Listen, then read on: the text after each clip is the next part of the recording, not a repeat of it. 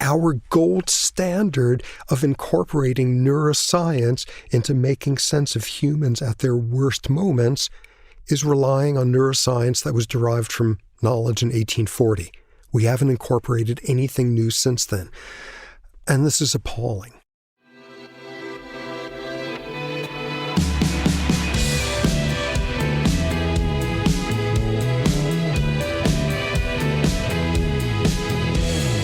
Hello and welcome to the Ezra Klein Show on the Vox Media Podcast Network. So through December, we're going to be doing a mix of new shows and a couple best ofs.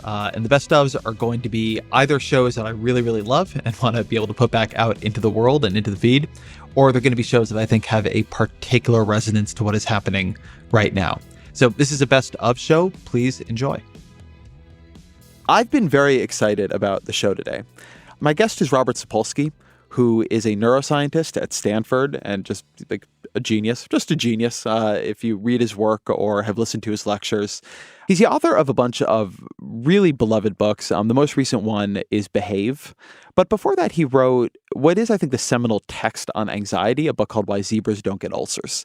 I talk a bit about this in the show, but I picked this book up because I have anxiety. I struggle with that, and I want to understand it better. But it's really in the back half of the book where he began talking about anxiety and poverty and anxiety and society that I was on a plane reading this, and you sometimes read a book and you just get excited. Like, these are just great, important ideas. And so immediately when I landed, I got in touch with him and asked him to come on the show.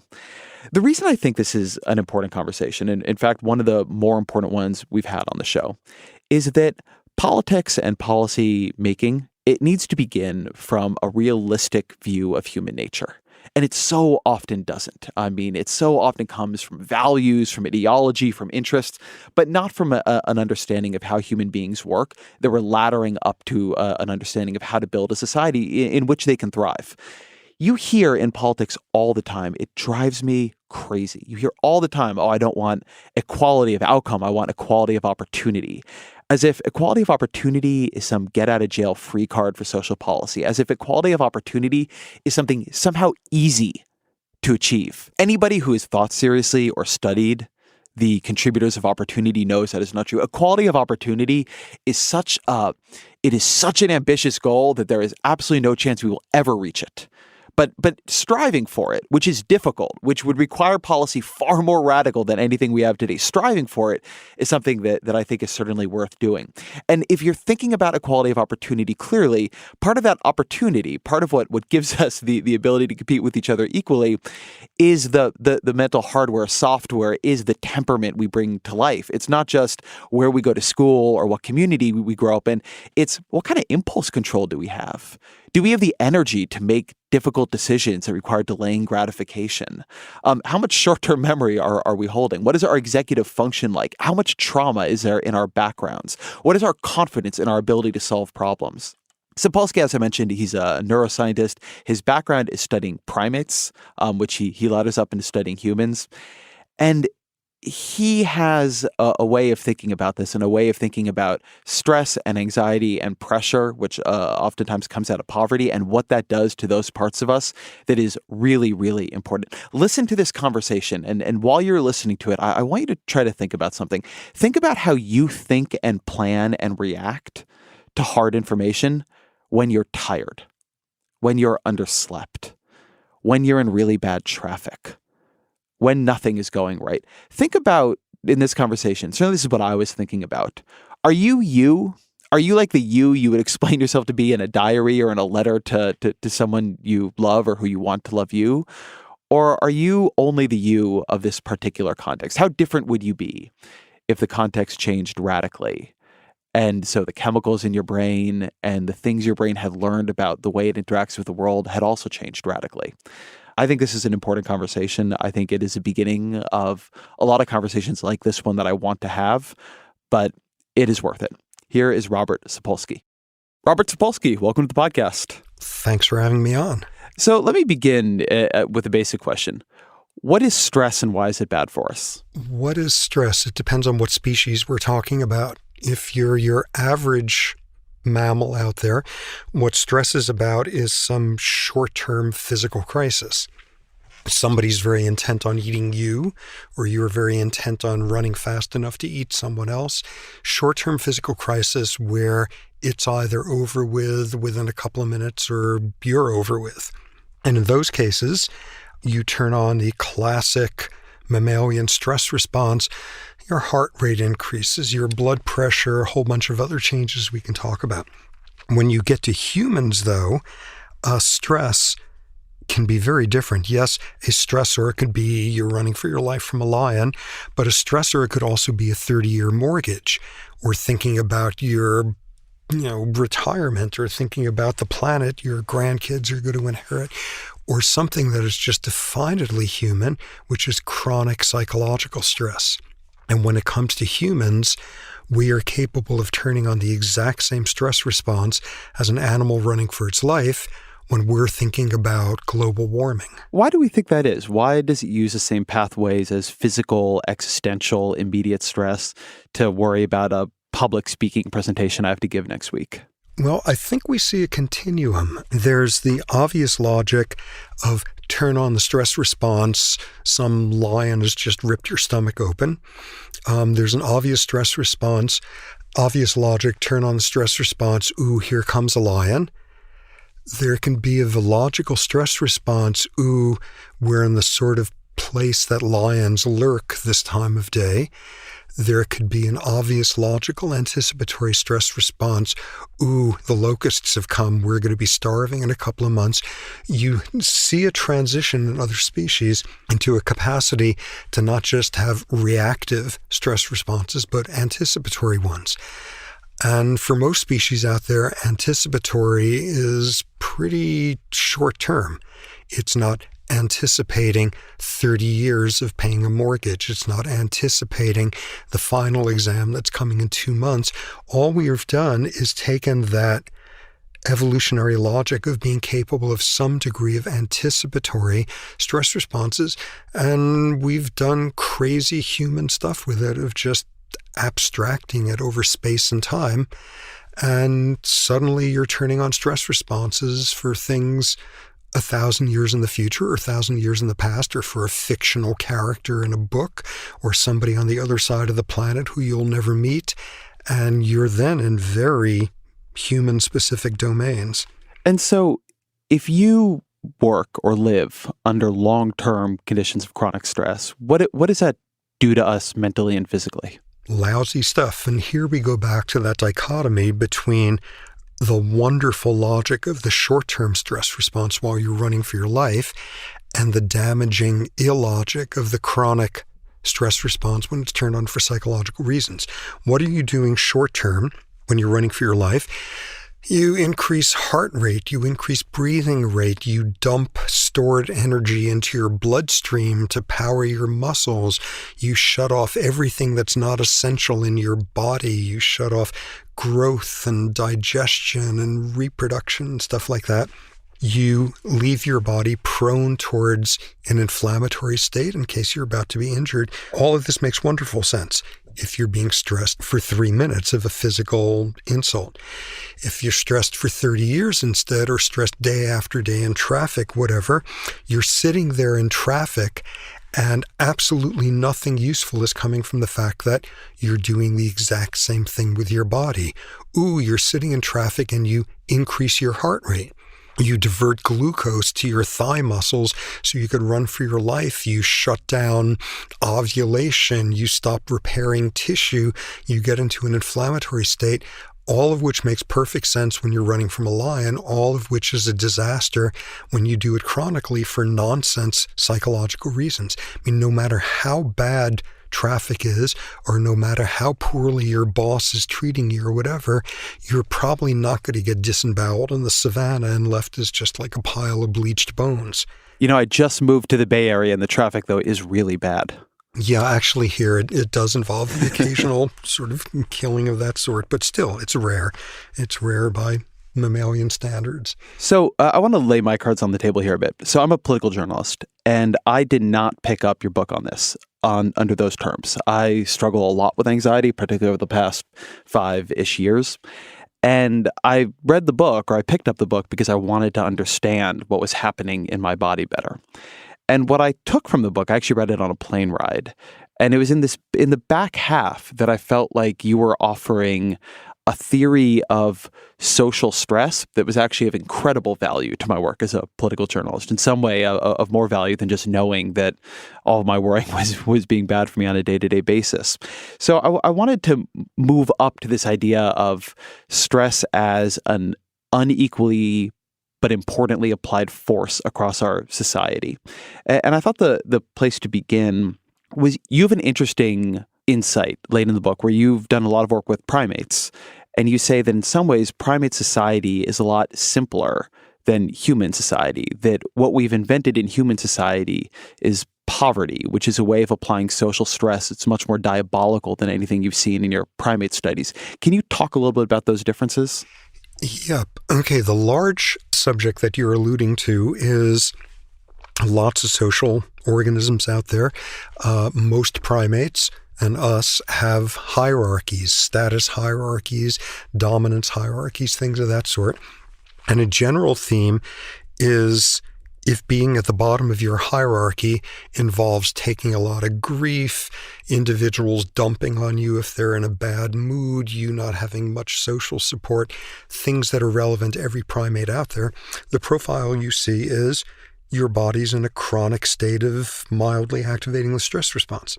And you're being set up for all the classic stress-related diseases, atherosclerosis, hypertension, adult onset diabetes is worsened by stress, gastrointestinal problems, et cetera, et cetera. You look closely at other primates, though, and you see all these interesting qualifiers, like being a low-ranking baboon is not as associated with a bad health outcome if you have friends. What's a friend for a baboon? Somebody you sit and groom with, somebody you sit in contact with, somebody who's got your back in a fight, and that sort of thing. Modulated by that. It's modulated by if it's a troop whose hierarchy is not quite as vicious as in other troops. In other words, it's not just your rank, it's the social system in which the rank is occurring.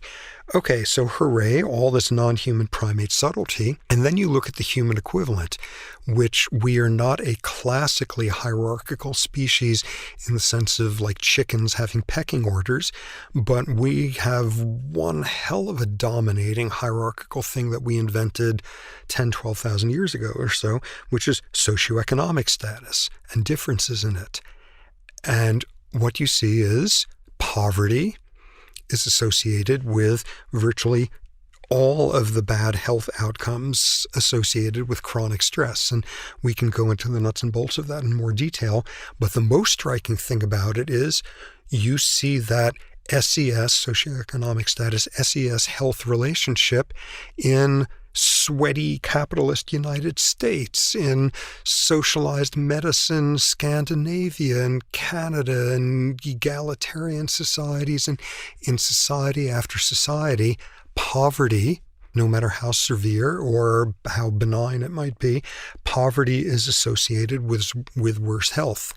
In other words, amid all those subtleties in non-human primates, it depends on your personal buffers and your personal experience of your rank and what the nature is of the culture of your baboon troop, et cetera, when you get to humans, poverty is this psychological sledgehammer like nothing that the primate world has ever invented. So I think the obvious counter-argument to this, the thing people think when they hear it is, isn't the role of poverty in worsening people's health outcomes strictly material? You don't have health insurance, perhaps, although not in some of these countries you're talking about. You don't have access to as good food. Maybe you're working in a more dangerous job. Why don't you think that the effect of poverty on health is simply the effect of money on being able to buy both better medication and a healthier lifestyle? Great. This materialist explanation is a significant part of the story. And it probably has something to do with why the health SES gradient is a whole lot steeper in the United States than it is in Sweden, for example, and why it's the steepest of anywhere in the world in the United States. As you said, it can't be due to healthcare access, because you see a gradient in countries with universal health care. You look at lifestyle risk factors, lifestyle protective factors. Oh, bummer, they put in a toxic waste dump next door. Maybe I'll get a fancy health club membership or take a vacation. This is not an option for the poor. But when you look at the risk factors and the protective factors in lifestyle, it only explains about a third of the variability. Where most of the variability winds up being explained is in the role of stress. Okay, let's unpack that a little bit. The first thing that you see, and this is wonderful work from a colleague, Nancy Adler at University of California, San Francisco, ask a person how they're doing. When you compare yourself to other people in the world, how are you doing? In fact, let's make this a hard-nosed scientific study. Here's a picture of a ladder with 10 rungs. When you compare yourself to other people, what rung do you put yourself on? In other words, what you're asking for is somebody's subjective sense of social status. And it turns out your objective SES, your income, any of those measures, your objective SES is no better of a predictor of your health than is your subjective SES.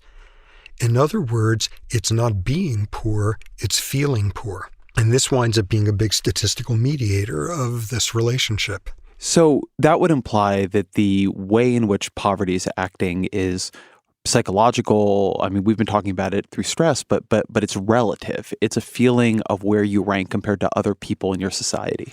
It's that and it's additional variables. Because the next piece of the story is wonderful work from this epidemiologist Richard Wilkinson in the UK, who shows that it's not so much being poor, it's not so much feeling poor, it's feeling poor surrounded by plenty. It's inequality. And what he shows is after controlling for absolute income, the extent of inequality in a society is a huge predictor of health. More inequality, everybody's health is worse all the way up and down the ladder. Those on the bottom suffer from it the most. But this winds up being a very important statistical mediator of it's not just being poor, it's feeling poor. It's feeling poor in a place where your nose is being rubbed in it all the time. On that last point, how much do you think it's related to the stories we tell each other and ourselves about the causation of poverty? You have an interesting discussion in the book about how one of the worst things that can happen for stress is you believe you have control over something you don't have control over, or you believe you don't have control over something that you do. So you talk about how the kindest thing we often say to somebody is, there was nothing you could do. But particularly in America, but to some degree in a lot of other countries as well, we tell a real individualized story about poverty, that if you are poor, it is your fault, that you have failed compared to all these other people. You should have been getting up earlier. You should have made different decisions when you were a kid. You should have never, done that dumb thing when you were 19 and you ended up in jail for a couple of years. How much is that feeling that poverty is a personal failing and that your deprivation amidst the plenty is your fault? How much do you think that is a player here? I think that's a big piece of it, because if you're growing up in a society where the myth is that any person could grow up to be a billionaire real estate shyster or president.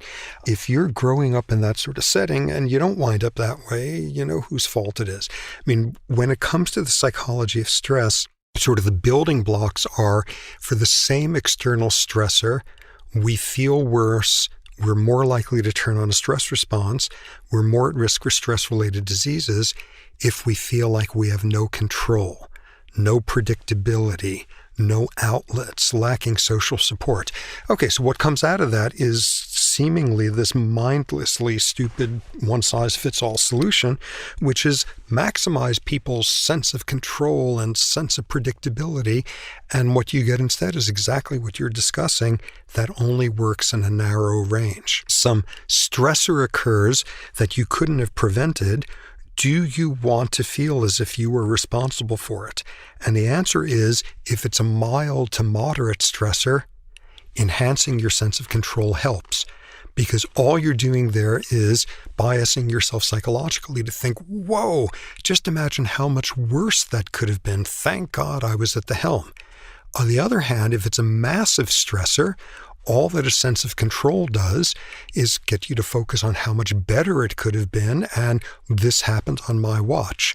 What you see is with the extremes of stress, denial, distraction, all of that works very well.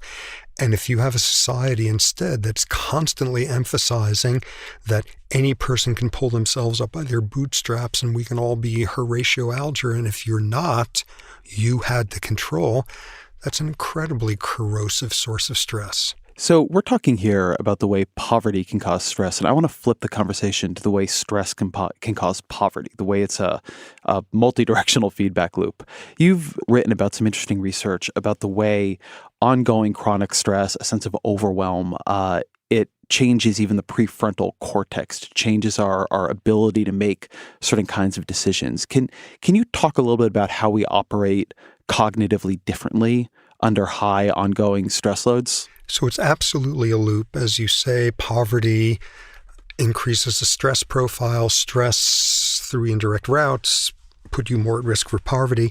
Right off the bat, though, in terms of the basic finding of the field of poverty associated with poor stress-related health, you show that's mostly driven by the poverty rather than by the stress. And the best way to show that is your level of poverty as a 5-year-old predicts something about your health 20 years later. You could do a time series type studies. Okay, but getting back to the component of it where stress itself can lead to the sort of psychological profile that heads you towards poverty, what it revolves around is this part of the brain you mentioned, the frontal cortex. Totally cool part of the brain. It's like as definedly human as anything in our skull. We've got more of it than any other species. It's the newest evolved part. What does the frontal cortex do? It makes you do the harder thing when that's the right thing to do. Long-term planning, gratification, postponement, impulse control, emotional regulation, all the ways in which you're at a split in the road and there's a temptation to go for the cheap, easy payoff, and instead you manage to do the right thing. That's your frontal cortex. And the critical piece of that whole story is stress. Sustained stress, relatively short-term stress, everything in between. Stress impairs the function of your prefrontal cortex, and you get worse at doing the right thing when that's the harder thing to do. Now, you can show this experimentally, and you do a classic thing that like behavioral economists do, which is show that people have this really distortive cognitive tendency of time budget discounting, which is this whole phenomenon, temporal discounting. Okay, how much is this reward worth to you right now? A lot. How much is it worth to you if you have to wait a day for it? How about if you have to wait for a week for it, a month, etc.? And what you see is we temporally discount. Rewards become a lot less rewarding to us, a really steep decline when you got to wait for it. Okay, so this is universal among all sorts of smart species. And what you see is in us, stress makes us steeper discounters. You become more focused on the present. In experimental settings, stress or stress hormones, and people are more willing to borrow in the present against the future. People become more risk-taking, things of that sort. And what that is due to are the effects of stress on the prefrontal cortex.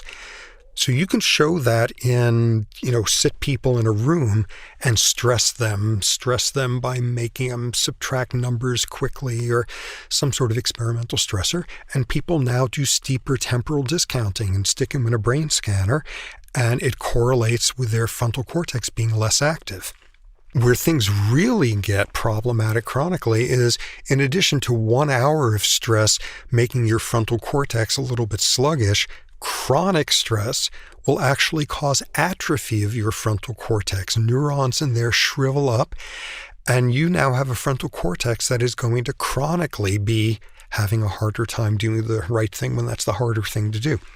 As a shocking finding with this, and this has been replicated by some really excellent people in the field, take 5-year-olds, take kindergartners, and by age 5, your parents' socioeconomic status is a predictor of how high your stress hormone levels are going to be in your bloodstream when you're just sitting there at rest.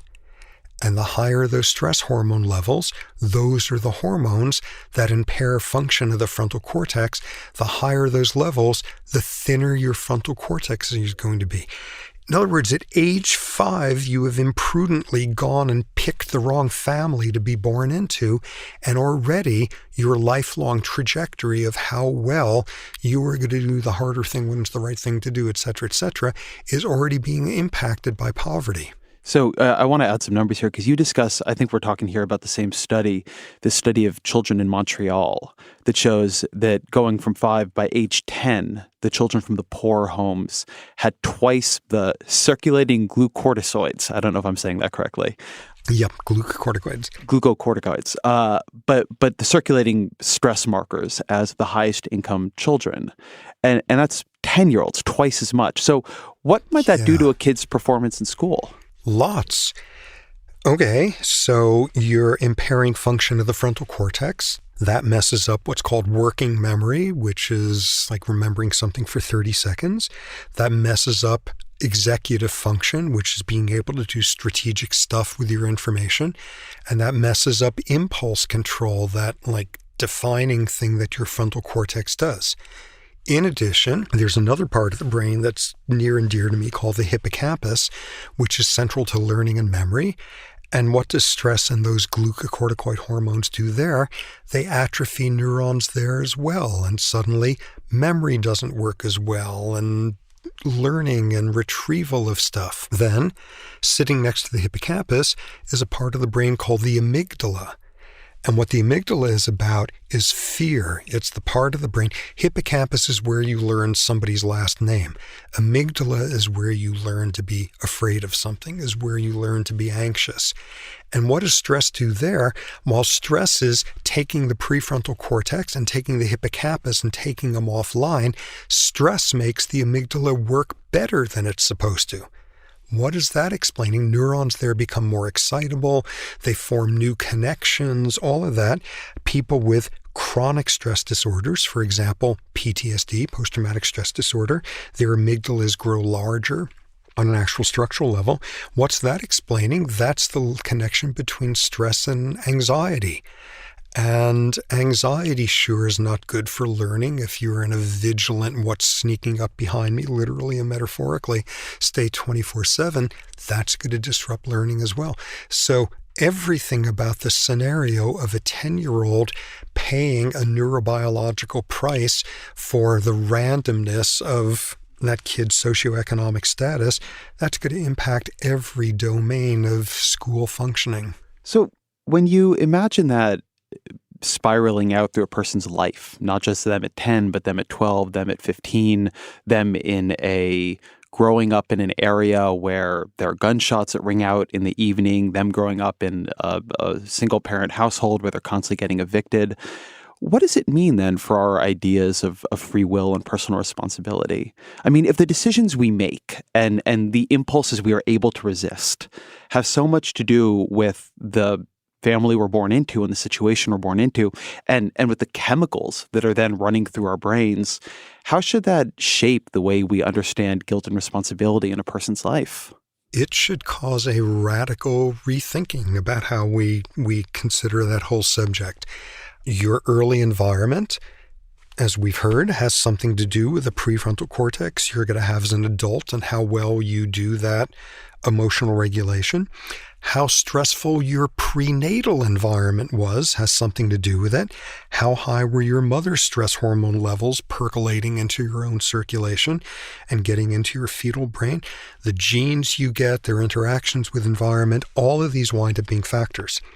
It's relatively subtle being a 5-year-old from poverty whose frontal cortex is already lagging behind a bit.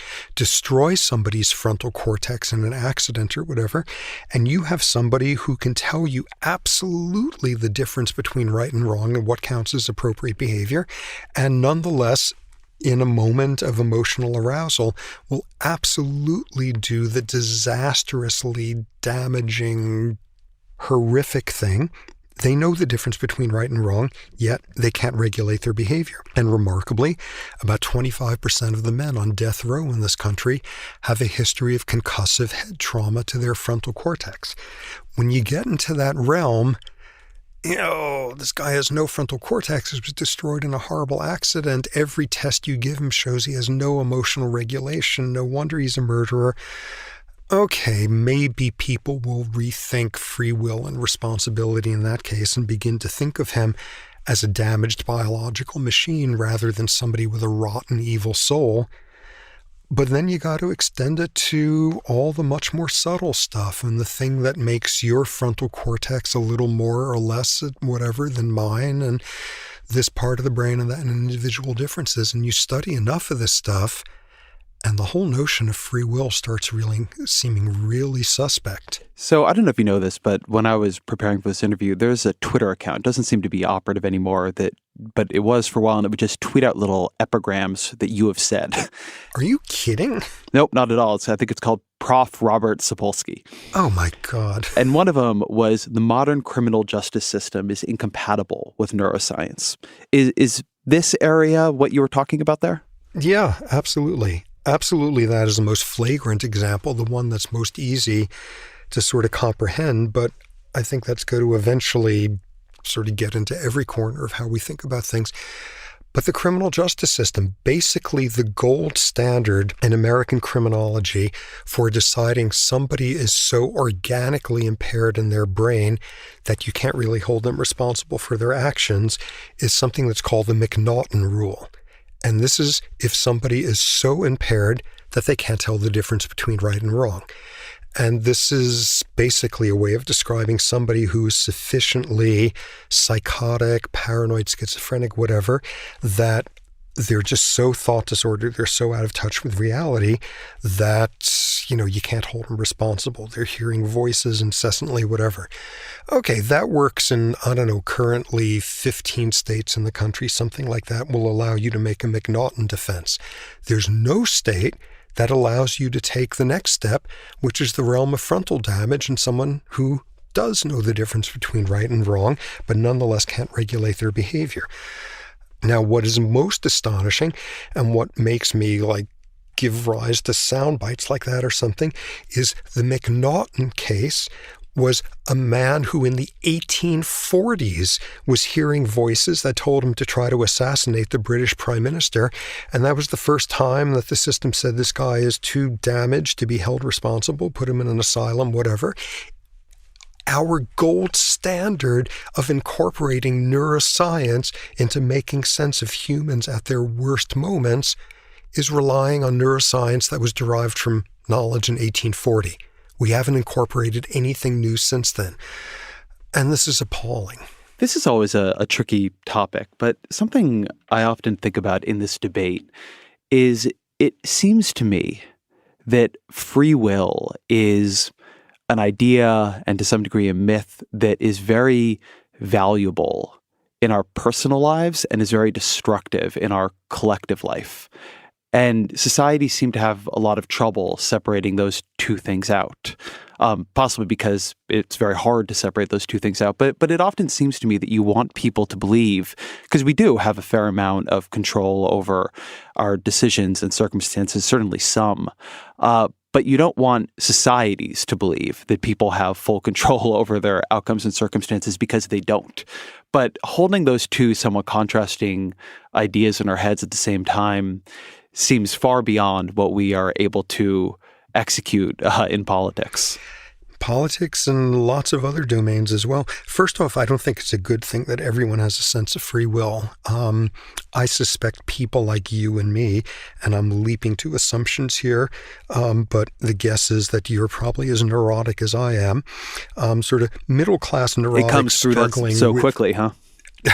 Right. So You've just been interviewing for 30 minutes. That's a sense of free will is a luxury for people who are basically doing okay and whose problems are really ultimately neurotic navel contemplation.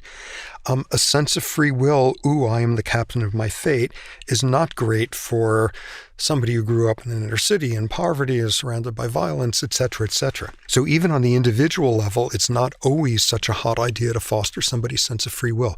Nonetheless, as a large dichotomy, it would be in a good direction if all of us thought of ourselves as having free will and thus responsible for our behaviors, and thought of everybody else as lacking free will, so you have to find the means to understand them and forgive them and deal with restitution rather than retribution kind of thing.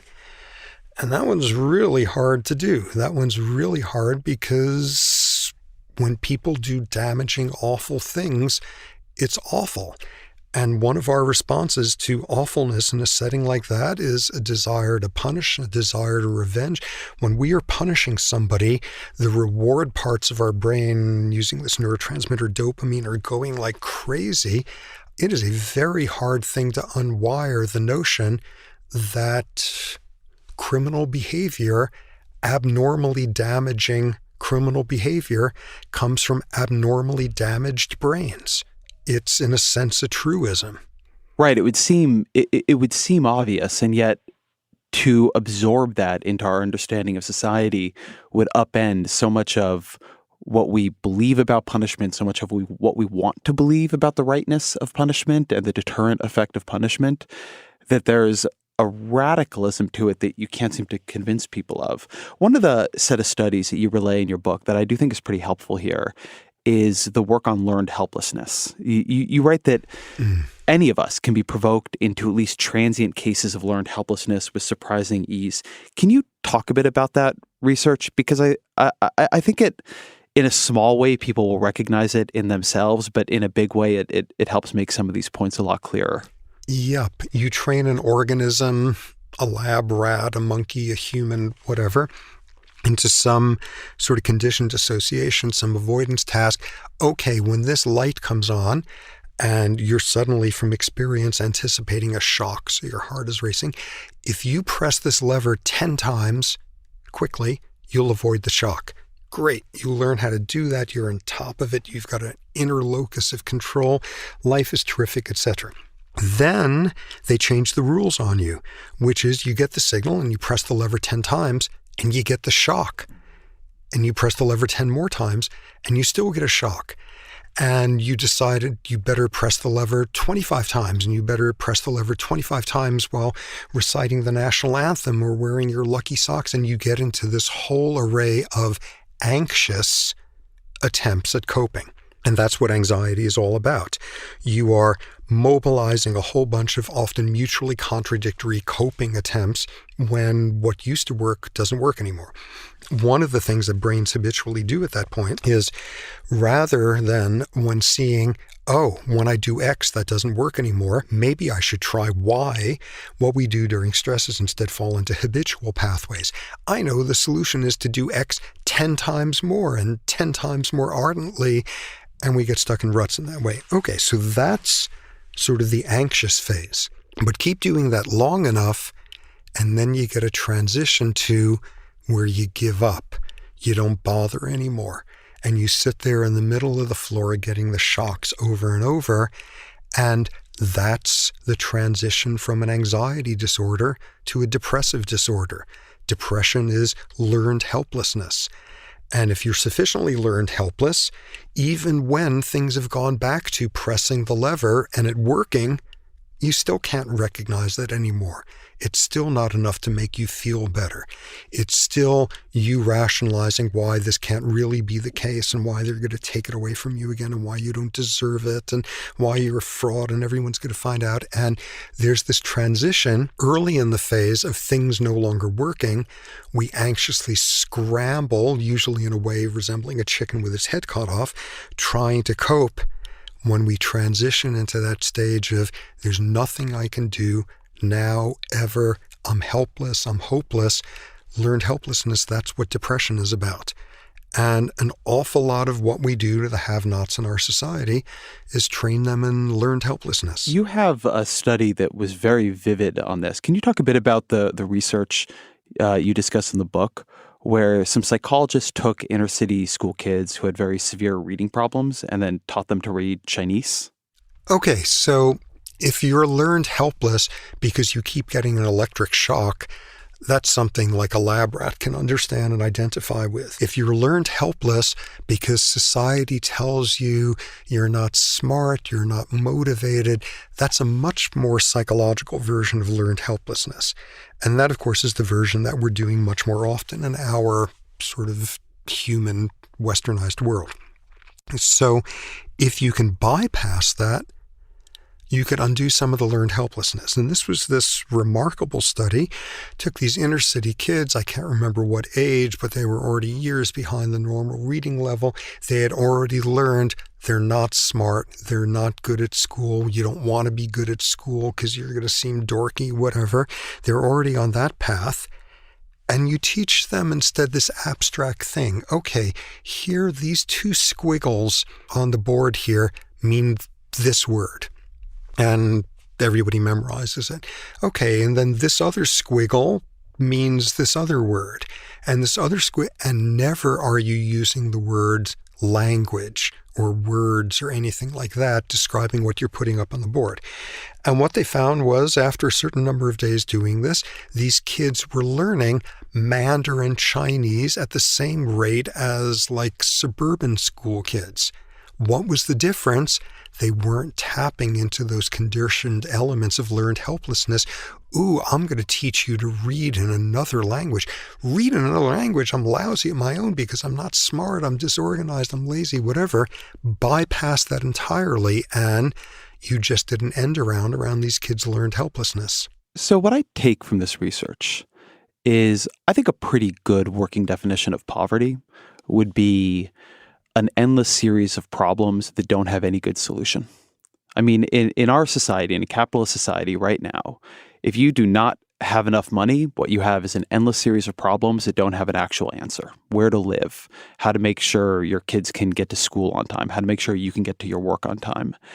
And if you put somebody in a condition where they're forever facing problems that no matter how hard they try, they can't really solve. They can at best get some traction on them for a little while. And this is not here to take away from the remarkable cases of people overcoming all of this and completely changing their circumstance. It happens, but for most of us, it would be pretty hard. If you put people in that condition over and over and over again, then what this research seems to say is that it will, over time, just weaken their ability and their confidence to solve problems altogether. That one of the effects of poverty would be it weakens the capacities that you need to get you out of poverty. Exactly. You can readily get caught in a chicken and egg scenario with that when you're looking at someone who's been poor for their half-century life and has been making bad decisions for a half-century of their life. Experimental studies show the same thing in settings that will show you the causality. Take some subjects and have them play some game, some status game, and manipulate things in terms of the rewards and the outcomes so they come out the other end either feeling like they are high status or low status as a result of this stupid experimental arbitrary game. And what you see is, immediately afterward, being made to feel poor, low status in this economic game, you do steeper temporal discounting. You're more likely to borrow in the present against the future. You're more likely to make exactly those sorts of errors that reflect a frontal cortex not really doing its job very well. Another version of this in a study, this one I found very charming because they stopped random people in a shopping mall, I think in New Jersey, and you cause people to have economic anxiety. You describe to them, what if your car breaks down and it turns out it's going to be a $75 repair versus what if your car breaks down and it's going to be a $3,000 repair? What's the latter doing? Tapping into every bit of economic anxiety that you've got lurking there. And what they show is, you do that to wealthy people, and whether it's a $75 repair or a $5,000 one, whatever, has no real effect on cognition. Do it to poor people, $75 repair, not a big effect. Do the massively expensive repair that's got all those alarms going off of, I got no control, no predictability, no outlets, and I'm just in trouble 24/7. Do that, and people's cognitive skills suddenly plummet, memory goes down the tubes, temporal discounting gets worse. In other words, even a short-term artificial sense of being low SES, or even a short-term reminder of the bad consequences of your ongoing low SES is enough to wreak havoc with cognition and set you up for, as you said, exactly the sort of brain that's going to be really unprepared to try to get you out of that low status situation. So I can imagine if you're listening to this, it can all sound a bit abstract, but one reason I'm interested in it is it relates very directly to one of the core questions, conflicts in politics right now, which is there is a very large and very, very strong movement in this country to make it much harder for people to access social services, to make them fill out more paperwork. You know, if they're going to get food stamps, they have to come in and take a drug test every week. If they're going to get Medicaid, they have to have work requirements. To make things difficult. And there's, you know, to give it, I guess, its credit, a theory behind it. You know, Paul Ryan talks about you can't let the government be a hammock. You know, you need people to really want to and need to work for it, because you need to teach them or incentivize them to work for it, because how else are they going to get out of poverty? And it seems to me that a lot of this research suggests that making the lives of people who are already in poverty and already are overstressed and under a lot of pressure harder is not going to make them more capable of getting out of poverty. It's going to directly harm the cognitive capabilities that make it possible for them to get out of poverty, that you want to lower the volume on all of these stressors and dangers in life in order to give people more of the energy to do something which is incredibly, incredibly hard, which is change the entirety of their life circumstance. Exactly. And the underlying biology is exactly the stuff we've been talking about. Poverty makes the future into a very nebulous, abstract concept because the present is so much more dominating than it is for everyone else. And the notion that, you know, Paul Ryan-esque type solutions for poverty, you got to get people not getting into this dependency of just having stuff done for them or whatever, and you got to get them to do the hard work to get out of poverty. Just being poor is incredibly hard work if you're trying to feed your kids or figuring out how you're going to pay the rent at the end of the month. It's an incredible cognitively depleting source of stress to constantly be worried and constantly wonder how you and your loved ones are going to make ends meet. The notion that people are sitting on their rear ends there wallowing in sort of societal, you know, opioids of support is nonsense. Being poor and trying to function with that is one of the hardest jobs we've got out there. You know, I think about this in a small way in my own life. I was very bad in school when I was growing up. And I think a big reason for it was that I'm very bad at just listening to somebody lecture. I just have an auditory processing thing I only understood later in life. But I was also very bad socially. I didn't have many friends. I got bullied a lot. And at some point, I can look back on my life and see this now. I just kind of gave up. I just stopped. I just was not trying that hard in school and did not really know what to do socially. And, you know, I went from not doing well to really, really, really not doing well, to failing things, to really being on the outskirts. And then at some point, you know, I left and I was in a new context, which was college, and I didn't really have to listen to people in class. I could just write essays, and the social situation just clicked a lot better with who I was. And I got better at everything all at once because I developed this sense of capability and kind of competence.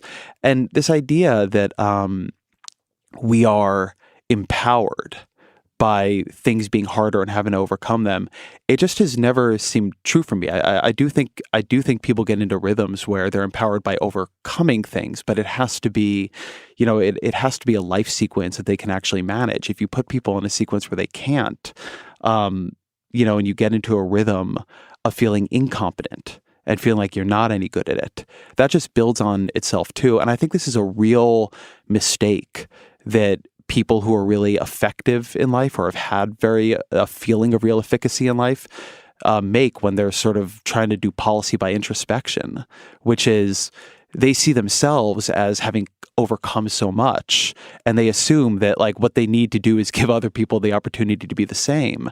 And they don't really have a sense that if they were in a situation where they couldn't overcome as much, where it just wasn't there for them, that they would just start failing, that, that we can be put into contexts that break our ability to generate that sort of forward energy.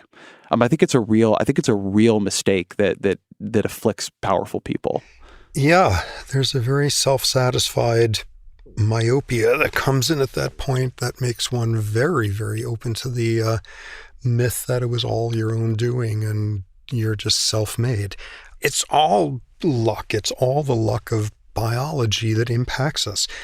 I mean, for example, the relationship between poverty, kids who are from low SES background already have markers of one of the bad health outcomes, which is an overactive inflammatory system, and that's bad for a whole bunch of reasons. Oh, but not all poor kids. Whoa, who are the exceptions? Are they the ones who have memorized the American dream edict of they can pull themselves up by their... What's the predictor of which kids do better with that? They have a loving mother at home who's not so exhausted after working 3 jobs that she can actually spend time with them. Oh, that sure is an outcome of their own doing to get themselves the luck of having a mother who could do that. Just all of these variables explaining the rare subset of people who get out the other end of it. The majority who don't are predicated on a notion of self-determination that simply isn't there. A sense of efficacy is great if it's a reasonable one. Telling people that everybody could be rich, any of you could be rich, any of you could be president, whatever, is just setting people up for my own damn fault that it didn't work out that way. Something more reasonable, like everybody, maybe with someone who understands the system or who is a native language speaker taking them by the hand, everybody can open up a savings account at a bank and be more prudent with their money. That one's more manageable. That one's more plausible. But societal myths about, infinite mobility is all it does is make victims feel like they're responsible for what happened. So I want to talk about society and hierarchy stress from a different perspective now, which is we've talked here about the normal perspective on it, which is that the lower you are in a hierarchy, all else being equal, the more stress you're going to feel. But you write in the book about times when hierarchies become unstable, when, in primate society, a key individual has died or someone influential has transferred groups. And then you get all these animals changing conditions left and right. And under those conditions, you get typically dominant individuals feeling incredibly stressed. You get a lot of different players feeling incredibly stressed.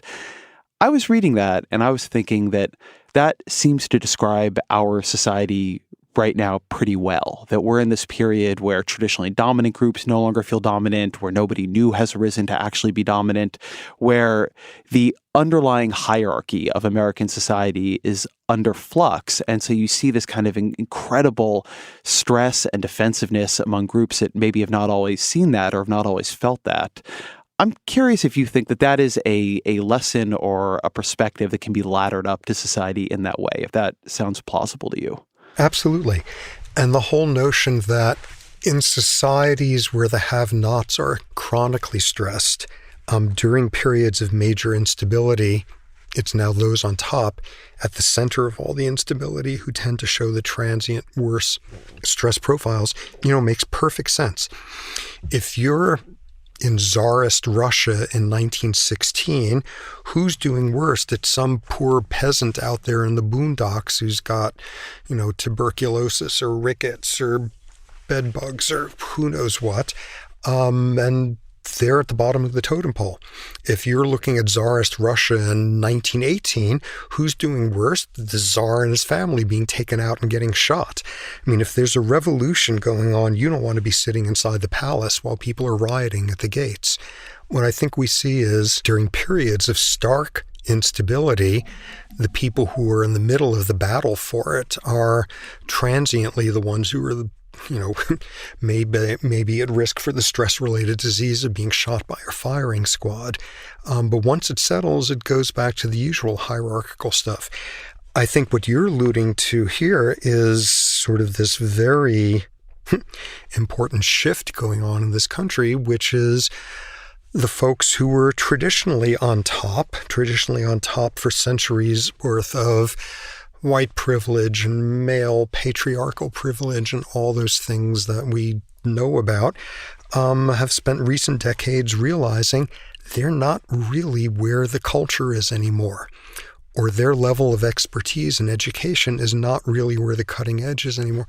Our whole world of poor, working class, poorly educated white Americans who are showing something that is unheard of in the Western world, which is their life expectancies are getting shorter because they're sitting there drinking themselves to death at earlier ages, or suicide, or any of the other things, or opioid addictions. And it is unprecedented for, a population in a westernized country to be having their life expectancy shrinking under these conditions.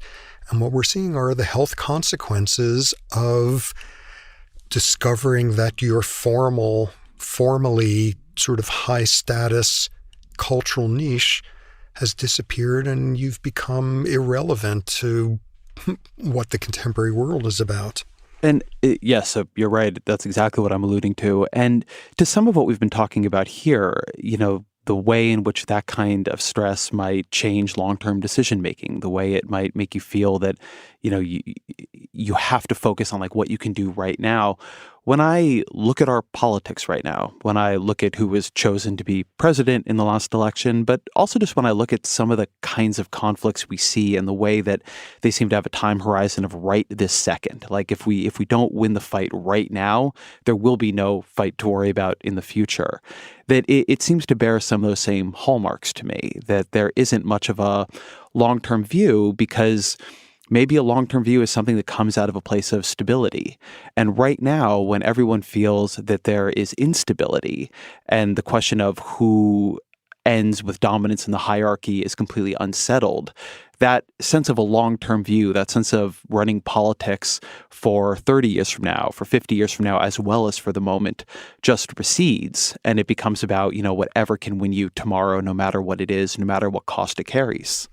Yeah, and I mean, at best, politics is an incredibly short-sighted system that's all about temporal discounting. Yeah, I think absolutely it's at an extreme right now. There's something I'm going to have in a couple weeks, a political scientist named Frances Lee on the show, and she does wonderful, wonderful work. She's at the University of Maryland. But she has this new book called Unstable Majorities, and I want to run something in it by you because I think it's interesting. What she shows in the book is that the last 20, 30 years in American politics is quite unusual. That in basically every other era in American politics, what you have is extended periods of one-party control. The Republican Party is dominant for a long period of time. The Democratic Party is dominant for a long period of time. But over the past, again, 20, 30 years, we see power changing hands between the parties more often than ever before. We see thinner margins than ever before. I mean, it used to be normal that you would have landslide presidential elections like Reagan in, say, 84. Now you have these incredibly razor-thin elections. In the last, since 2000, you've had 2 of 5 presidential elections, won by the narrow loser in the popular vote. And that feeling of everybody either has just lost power and can get it back, or has just gotten power and can keep it. Her theory is that a lot of why we see the kind of political warfare we're seeing right now is like the narrow knife's edge of the competition, which is actually an unusual thing in American society, is not how our politics has traditionally operated. And I'm curious from the neuroscientist perspective if that sounds like plausible political science. That makes perfect sense. And I think what you've got is, each side is more polarized. Each side has the ability, thanks to like the internet, of just being in an echo chamber of only hearing sort of their side of it. Each side, as a result, gets less capable of perspective taking, all of that. And I say that as somebody way to the left of your like basic Democrat, but nonetheless, that's something that occurs on both sides. You have this additional issue, which is like a lot of political scientists have tried to make sense of the, Samuel Huntington clash of cultures, the Islamic world and its conflict with the Western world, and the implicit hostility and inability to have shared values, and do we have decades of conflict ahead? And a lot of people focusing on sort of one of the roots of anger, of simmering resentment in the Muslim world is the relative position of subordination in the world order now. And the fact that 1,000 years ago, like all the planet was about, the most cool, inventive, dominant things were the Ottoman Empire, the Moors, the Byzantine splendor, all of that they ruled the world while traditional Europeans were in caves, kind of thing. And people who used to be in a much better position and now are in anything but, that's a very, very simmering, sort of potent situation to be in. But you see that a lot, right? I mean, Russia, China, those are both national narratives that have very powerful hold there too. Absolutely. And I think that's a way of stating the narrative we have now at home, which is the whole class of people who used to be the given as the Norman Rockwell dominant culture in this country are not so much looking back nostalgically at 1,000 years ago, but they're sure looking back to 1950 or whatever. I think that's the exact same psychology going on. It is a very scary mindset to think that things used to be a whole lot better and something really crummy and unfair was done by some them that has brought about the present state instead. You have in your book, I wish I had brought this in my notes because I thought it was so fascinating, but I'll do it from memory here. This has implications for how we act. If you take this model of the world, it has implications for how we should operate in the world. You talk in the book about primate societies where you'll see a particular member of the group just getting the shit kicked out of them all of the time. Just absolutely a huge target for harassment. Anytime they get a nice bush or a banana or a mate, that everybody's just coming and killing them over it. And that you often find it's somebody who was dominant and was particularly brutal when they were dominant, now being dominated by the people who are younger and stronger and more powerful. And that by contrast, you have players in primate society who were kinder when they were on top and, spent more time with others and grooming and whatever, and that they seem to manage that transition better. And I do wonder a little bit when we think about this as a societal level question, how much the way we act towards the world at a time when we're on top, how much of the way we see it is zero sum and that we have to show we're always the winner, how much it sets us up for a much more brutal form of competition into the future. Absolutely. And if your plan is to prefer to be feared than loved, or to dominate unilaterally rather than be cooperative and reciprocal or whatever, you're going to build up centuries of resentment. You're going to build up centuries of consequences. Absolutely. One of the other pieces in our politics that I was thinking about a little bit reading your book, and I actually don't even want to say in our politics, I think I just want to say in our social life here, is that your book talks a lot about social stress, and in particular, relative hierarchical stress. The feeling of going up or going down, of being on top or of being on bottom, that does a lot to us. We are very attuned to it. But in theory, it was probably, for the most part, things were pretty stable and those movements happen pretty slowly. And I wonder about the ways in which we're on these social platforms now, where we're constantly getting all of this feedback. How many likes did something get, or did everybody gang up on me, or that joke I put out about politics or about culture, actually everybody thought I had said something, terrible, and now they're all ganging up on me. I wonder how much the stress that people are experientially feeling, because we do see, particularly among young people, very sharp rises in anxiety, somewhat rises in depression. I wonder how much the intense speeding up and intense instability of digital social hierarchies, how much we're just not well built for that. And it just creates a constant feeling of anxiety in people. I think that's absolutely the case. Either anxiety and or outrage and or desire for revenge and or despair and or all the above, because what that world of internet, etc., it's increasing the volume. It's bringing in a distortive sense of there constantly being a crisis, and one that is unprecedented and is occurring right now and has to be dealt with in this moment, and where all you hear are voices that agree with you that are shouting louder and louder, and I think that absolutely leads to that. This is something that you get at towards the end of the book, but I did want to talk about it here because, as I said, I picked up the book because I struggle with a lot of anxiety. Like, I wake up and I feel it. I feel that kind of nervous tension, and I think a lot of people do. I think when I look at the data on this, it's in a lot of folks. Your book talks about some of the straightforward remedies or things that might help with anxiety, exercise, meditation, etc.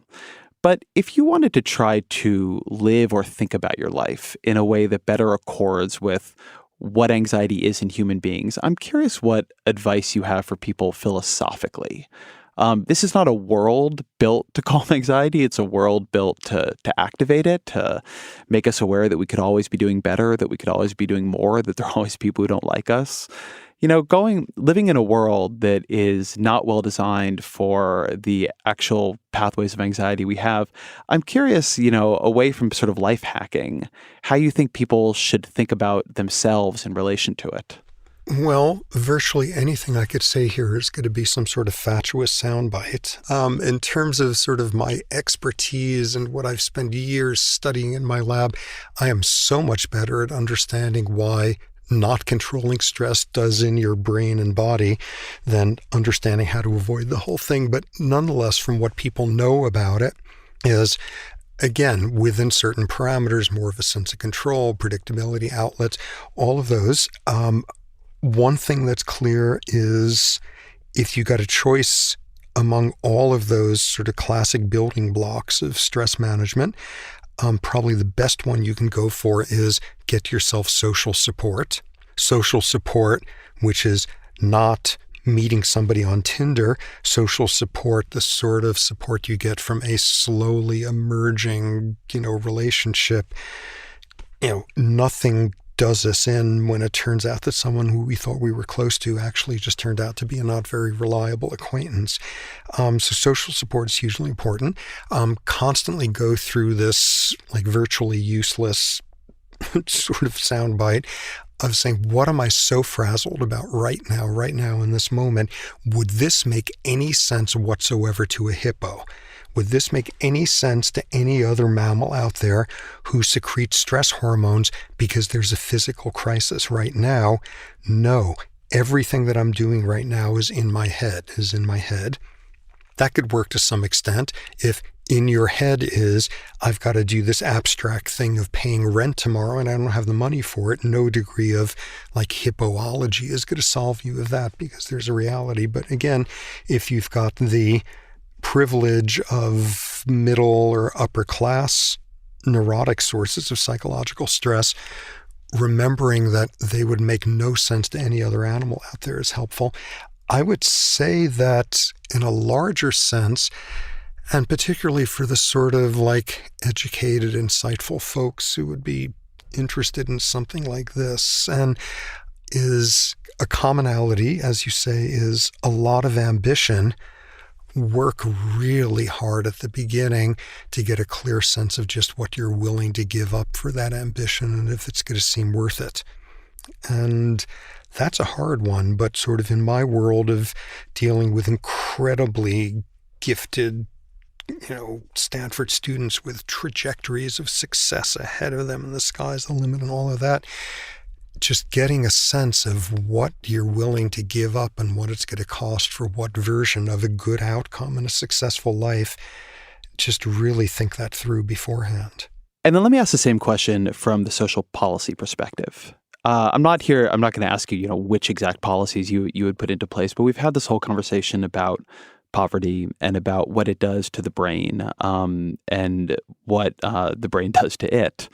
And if you were thinking about how to build social policy, design social policy, so that we were creating the conditions for people to better their lives more easily, creating the conditions for people to have like the mental energy to better their lives more easily. What are the principles you would be thinking about in design of programs? What are the kinds of things you would be trying to achieve, whatever the programs were that might achieve them? When looking at, I think, what really helps societies function better, it's tapping into this concept that sociologists love. This guy Robert Putnam at Harvard really pioneered it, of social capital. Just like fiscal capital, what your social resources are, what your society has to sort of deal with social problems. There's a gazillion ways to think about and measure social capital, but on a certain level, it boils down to sort of two questions. On the average, do people in society feel like they can trust each other? And on the average, do people in society feel like they have efficacy? If they are heard, if collective efforts actually accomplish something. And those two things, and you could measure that with like idiotically simple like questionnaire. On the average, can you trust people or not? Yes or no? How many groups do you belong to? How many organizations? Starting with something that's simple, those measures of social capital are hugely predictive of how well things work in society. And in some ways, the punchline to the whole poverty, poor health story is exactly that.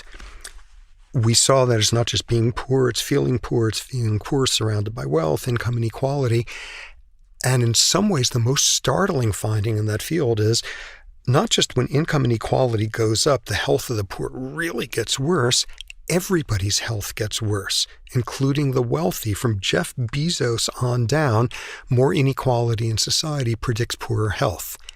And what the studies show is the key mediator of that is the more inequality there is in a society, the less social capital there is. How can you trust people when it's a much steeper ladder that you can fall off of? How can you trust people when by definition more inequality means there's less equality, there's less people who are potential peers to have symmetrical relationships with instead of hierarchical ones?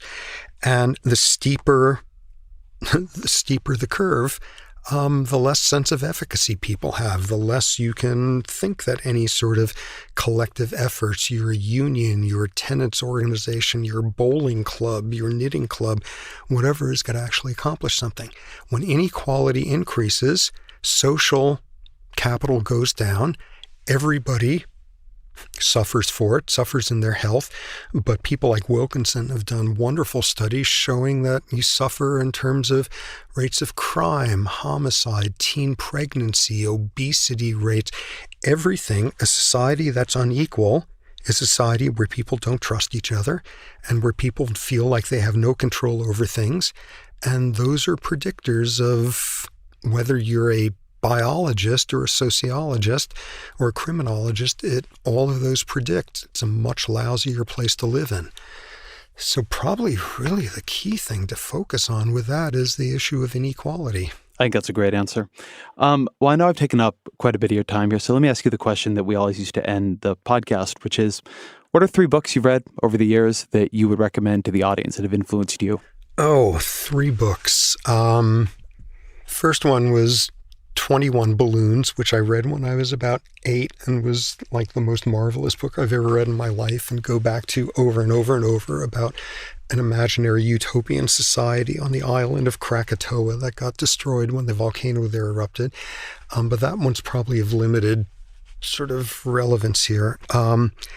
Another book, probably the book that has most influenced my thinking since graduating college. It's the only book in a long, long time where when I got to the last page, I immediately went to the first again and reread it, is a book called Chaos by James Gleick, which is focusing in on this whole domain of how complex systems, a complex system, a cell made up of a gazillion molecules, a brain made up of a gazillion neurons, a society made up of a gazillion people, an ecosystem made up of a gazillion influencing factors and the diversity there, how very complex systems work and don't work, and it's like revelatory, sort of the world it opens up for you. So that's influenced my thinking tremendously. I guess the third book the one that's like influenced my professional thinking the most is by this physician anthropologist, Melvin Konner with a K, Emory University, book called The Tangled Wing, Biological Constraints on the Human Spirit. And it's basically an exploration of the biology of our potentials and vulnerabilities and propensities and biology, gene-environment interactions, and it's a wonderfully scientific book at the same time as being wonderfully poetic. It's the most beautiful book ever written on the subject, trying to make sense of us as biological organisms going about being wonderful to each other or crummy to each other. So that book has been enormously influential for my thinking. Robert Sapolsky, thank you very much. Thanks for having me on. This has been a pleasure.